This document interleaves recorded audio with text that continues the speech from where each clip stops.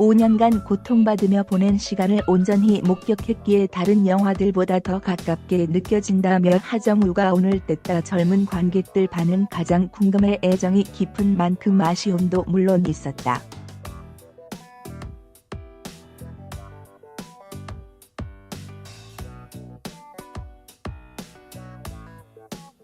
임무를 수행하면서 겪는 어려움과 그것의 극복이 이 영화의 주제가 아니라는 뜻이다.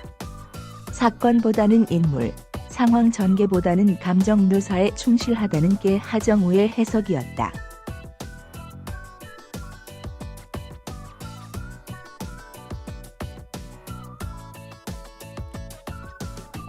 개인적으로 액션보다는 에이헵의 영어 연기가 가장 어려웠다.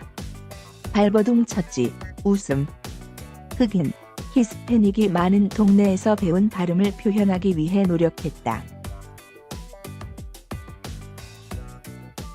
현지인 같은 발음은 불가능하겠지만 대사의 감정을 실으며 자유롭게 소화하는 것에 목표를 두고 연습했다. 영화엔 나오지 않지만 에이헵은 육군사관학교를 졸업한 장교로 공수부대를 이끄는 고참이기도 하다. 그러다 사고로 부하와 자신의 다리를 잃는데 공교롭게도 그 작전이 부대에선 꽤 크고 중요했던 거다. 그 일로 불명예제대 했던 것이고 배신감과 다리 잃은 상처를 안고 한국을 떠나 미국 동부 필라델피아에 자리를 잡는다. 반드시 필라델피아여야 했다. 이주 노동자들이 많은 곳이다. 거기서 싸구려 의족을 차고 살다가 특기가 소문났고 벼룩시장 같은 걸 통해 민간군 사기업에 들어간 거지. 거기서 승승장구하다 팀의 리더로 승진한 것이다. 불의 없이 영주권도 없이 생활하는 에이헵을 만들어가는 과정에서 하정우는 중학교 동창을 떠올렸다고 전했다. 지금은 뉴욕에서 셰프로 일하고 있는 친구의 과거를 떠올리며 하정우는 14년 만에 영주권을 땄다는데 그 과정에서 친구가 겪은 비극이 많이 생각나더라고 말했다.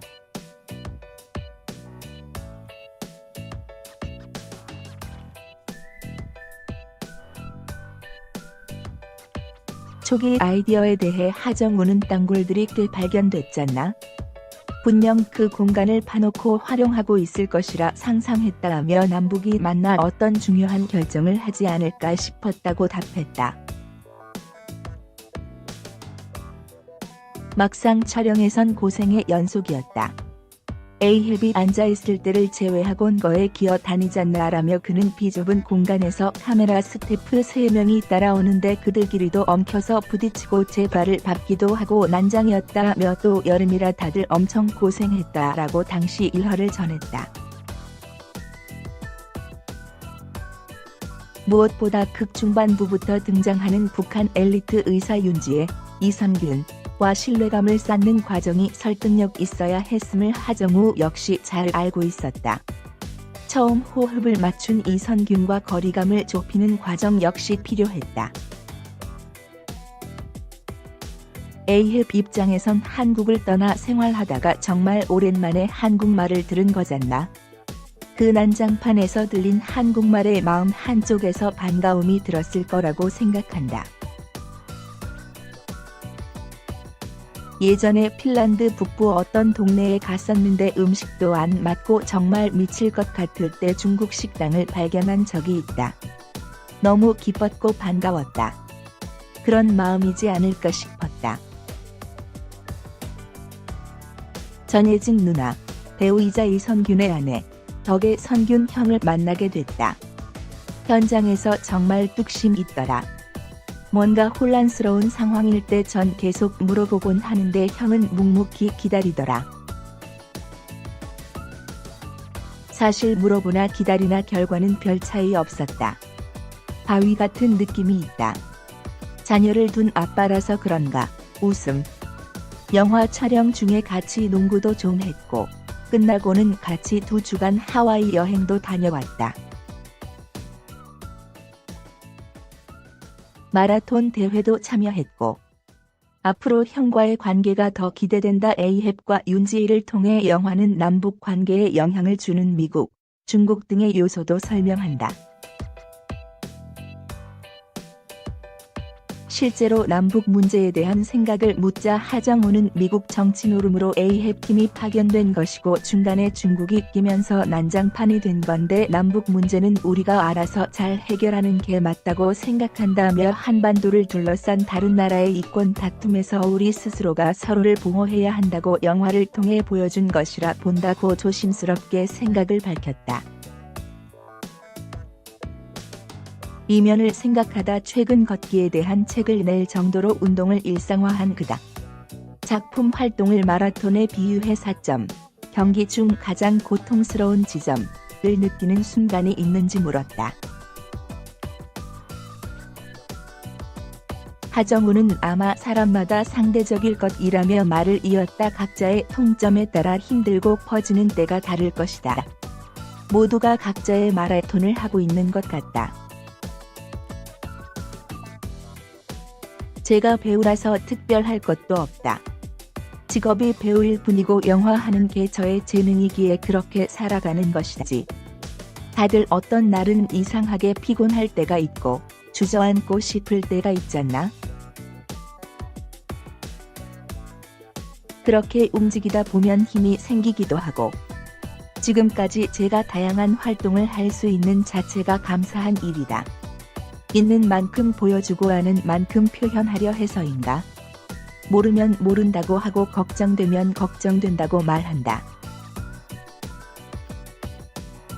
놀랍고 무서운 건 스크린 속에서 연기하는 모습을 보면 이유는 정확히 몰라도 뭔가 이상하거나 어색한 건 다들 알거든.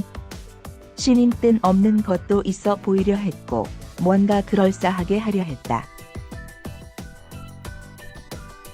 선배들에게도 좋은 연기가 무엇인지 물었을 때 있는 만큼만 표현하라 하시더라. 감정 연기를 할 때도 정말 눈물을 펑펑 쏟아도 감동을 주지 못하는 경우가 있다. 뼈저리게 느끼고 경험해야 표현의 폭도 넓어지지 않을까 싶다. 진실은 통한다고 생각한다. 독립영화, 저예산 영화를 거치며 하정우는 자신의 연기관을 정립해왔다. 왜 요즘엔 그런 영화를 안 하냐는 질문을 많이들 하신다며 그는 현실적으로 어려운 지점이 있는 것 같다.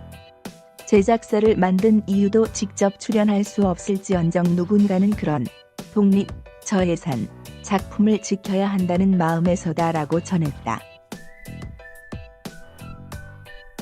배우로선 어렵겠지만 제작자나 감독으로선 그런 작품을 만들 기회가 남아있다고 본다. 가장 무서운 건 관성 같다. 저도 관성적으로 연기한다고 느껴질 때 공포감이 확 든다. 어떻게 하면 깨어 있을 수 있을까? 겨울엔 따뜻하기만 하고 여름엔 시원함을 찾기만 해선 안 될 것 같다. 제가 많이 걷는 이유도 어쩌면 마지막 균형감을 유지하기 위해서일 수 있다. 사람의 이면을 보려고 한다. TV에서 국회의원 등이 심각하게 말할 때 저 사람은 집에서도 그러려나 생각한다. 친한 친구를 만나도 사석에선 허당이고 되게 웃기지만 겉으로 보면 되게 냉정한 경우가 있잖아.